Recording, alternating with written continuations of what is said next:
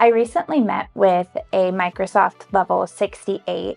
She's been participating in deferred compensation for several years now, which is great. We were really excited to see that she'd managed to navigate and get everything set up and started on her own. And as we were talking, one of the things that she was unsure about was like, how do I manage the distributions?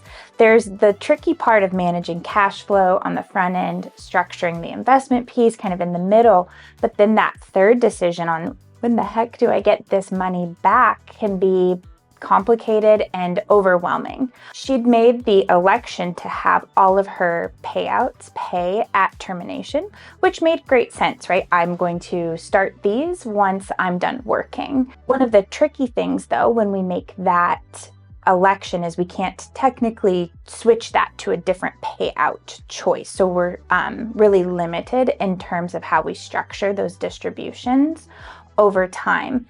That can also be a little tricky because we're not technically 100% in control of when we potentially could be terminated.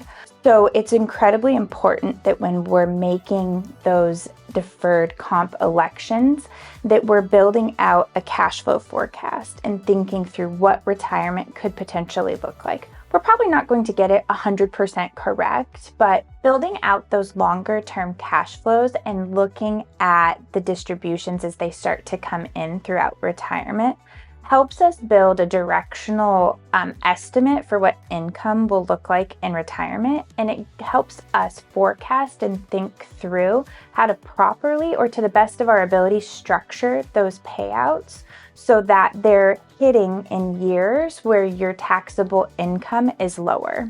The whole point of participating in deferred comp, or one of the main points, is that we're trying to pull that income down from that top marginal bracket, push it out towards retirement when we're most likely not going to have as high of earned income. The result of this will be a tax savings over time, which is what we're after. That's why we've participated in the deferred comp plan to begin with.